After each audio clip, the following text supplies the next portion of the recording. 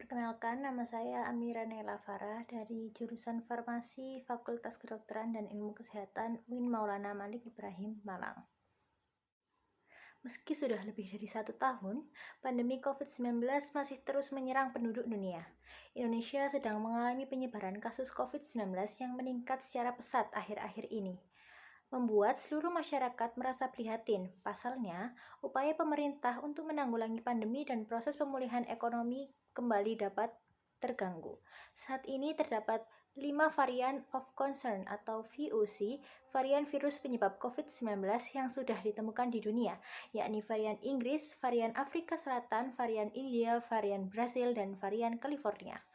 Suatu varian disebut VOC jika sudah terbukti secara penelitian, ada 1 atau lebih dari 3 efek yang dikhawatirkan, yakni lebih mudah menular, lebih mematikan, dan membuat efektivitas vaksin berkurang.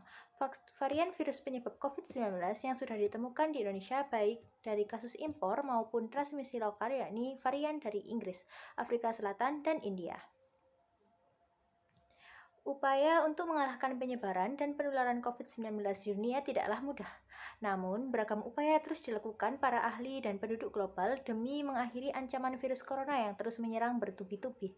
Di beberapa negara, termasuk Indonesia, pemerintah membuat pedoman dan protokol kesehatan untuk menghadapi COVID-19 dengan konsisten menjaga kesehatan imun dan iman.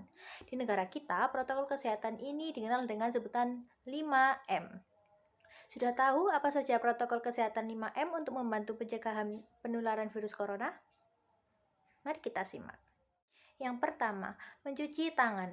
Rutin mencuci tangan hingga bersih adalah salah satu protokol kesehatan yang cukup efektif untuk mencegah penularan virus corona.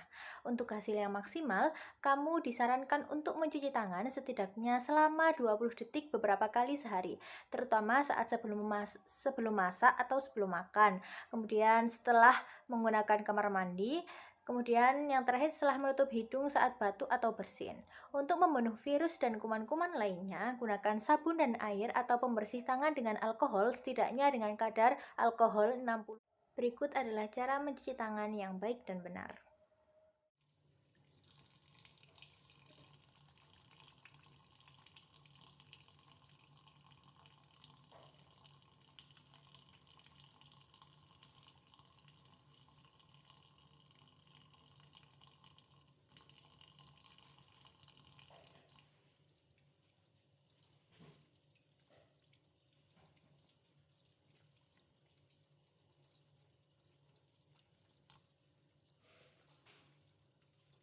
Yang kedua adalah memakai masker. Pada awal pandemi virus corona tahun lalu, Organisasi Kesehatan Dunia atau WHO mengatakan bahwa penggunaan masker hanya direkomendasikan untuk orang yang sakit, bukan yang sehat.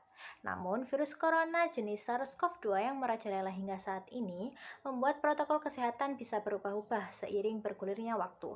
Beberapa waktu selang kebijakan WHO di atas, WHO akhirnya mengeluarkan himbauan agar semua orang, baik yang sehat ataupun yang sakit, selalu menggunakan masker saat beraktivitas di luar rumah. Kebijakan WHO ini juga sempat ditegaskan oleh Presiden Joko Widodo. Protokol kesehatan virus corona terkait masker pun semakin digalakkan di beberapa negara. Di Amerika Serikat, Centers of Disease Control and Prevention (CDC) memperbarui pedoman terkait penggunaan masker. CDC mengimbau masyarakat Amerika Serikat harus memakai masker meski berada di dalam rumah pada kondisi tertentu. Menurut CDC, penggunaan masker di dalam rumah perlu dilakukan ketika yang pertama, terdapat anggota keluarga yang terinfeksi COVID-19. Yang kedua, terdapat anggota keluarga yang berpotensi terkena COVID-19. Yang ketiga, merasa terjangkit atau mengalami gejala-gejala COVID-19. Yang keempat, berada pada ruangan yang sempit. Yang kelima, tidak bisa menjaga jarak minimal 2 meter. Berikut adalah cara memakai masker yang baik dan benar.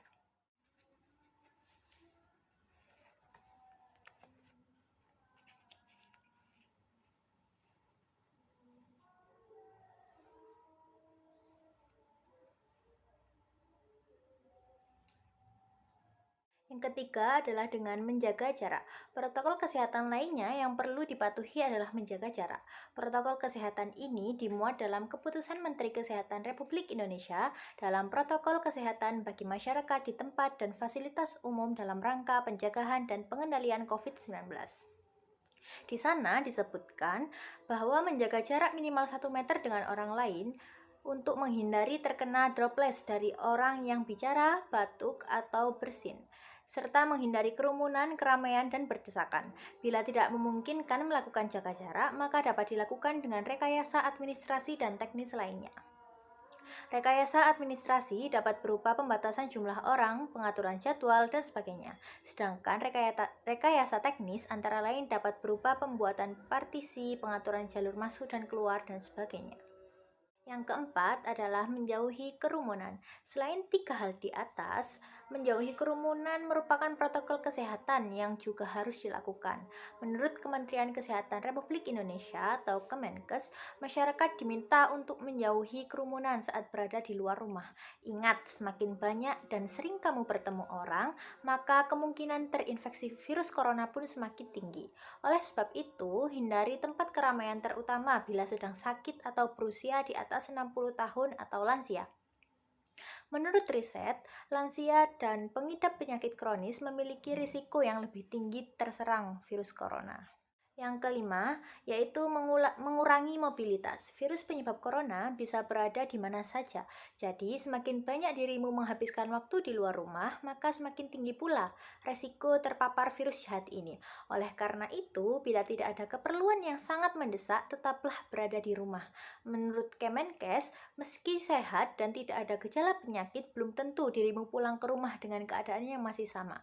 Pasalnya, virus corona dapat menyebar dan menginfeksi seseorang dengan cepat. Sayangnya, kurangnya edukasi membuat tak sedikit masyarakat awam menjadi skeptis terhadap alasan kenapa harus vaksin, terlebih saat mengetahui bahwa efikasi vaksin corona pilihan Indonesia yang terbilang rendah. Belum lagi dan efek samping yang masih harus diteliti. Perlu diketahui bahwa infeksi yang terjadi karena virus corona yang mengakibatkan penyakit COVID-19 dapat berujung pada komplikasi medis yang sangat serius dan membahayakan nyawa pada kelompok orang yang berisiko. Namun, belum diketahui bagaimana virus tersebut memengaruhi kondisi fisik seseorang. Jika ada 1 orang yang terinfeksi positif COVID-19, maka orang tersebut dengan sangat mudah menularkan virus ini kepada orang lain. Nah, melalui vaksin, tubuh akan terlindungi dengan cara membentuk respon antibodi tanpa harus sakit terlebih dahulu. Artinya, vaksin COVID-19 mampu melindungi tubuh seseorang dari infeksi virus corona. Tidak hanya itu, jika kamu terinfeksi virus penyebab COVID-19 ini, vaksin bisa membantu mencegah tubuhmu dari sakit parah atau potensi munculnya komplikasi serius. Melalui vaksinasi, kamu tak hanya melindungi diri sendiri, tetapi juga membantu melindungi orang lain dari paparan virus corona. Terlebih kelompok orang yang berisiko tinggi karena masalah medis yang parah sebagai dampak dari COVID-19 ini. Berikut ini beberapa fakta tentang vaksin COVID-19 yang harus kamu ketahui. Yang pertama, vaksin COVID tidak mengakibatkan seseorang terserang penyakit tersebut. Jenis vaksin COVID-19 yang beredar sangat beragam. Vaksin COVID-19 yang diberikan saat ini tidak mengandung virus hidup yang mengakibatkan penyakit COVID-19 ini. Artinya, mendapatkan vaksin COVID-19 tidak akan membuat kamu sakit terinfeksi penyakit tersebut. Masing-masing negara memiliki vaksin corona pilihan, termasuk Indonesia. Namun, semua vaksin yang digunakan memiliki kandungan zat yang dapat meningkatkan imunitas yang membantu tubuh mengenali dan melawan virus yang mengakibatkan virus corona.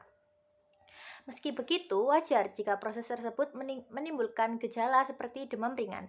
Demam setelah vaksinasi menjadi hal yang normal karena tubuh sedang membangun perlindungan terhadap virus penyebab COVID-19. Yang kedua, setelah divaksin, apakah seseorang menjadi positif COVID-19 pada pemeriksaan virus? Tidak, semua vaksin yang digunakan di seluruh dunia, termasuk Indonesia, tidak akan membuat kamu terindikasi positif saat melakukan pemeriksaan virus ketika melihat apakah seseorang tersebut sedang terinfeksi. Apabila tubuh berhasil membuat respon imun yang memang spesifik terhadap virus corona, memang ada kemungkinan kamu akan mendapat hasil positif saat menjalani tes antibodi. Pasalnya, pemeriksaan antibodi menunjukkan apakah kamu pernah mengalami infeksi sebelumnya dan tubuh akan memiliki tingkat perlindungan tertentu terhadap virus. Ketika orang yang sudah terinfeksi dan sembuh dari COVID tetap perlu divaksin. Nah, ini disebabkan karena risiko kesehatan yang terkait dengan penyakit COVID-19 dan kemungkinan terjadinya infeksi ulang. Jadi, vaksin tetap wajib diberikan pada seseorang meskipun ia pernah terinfeksi sebelumnya.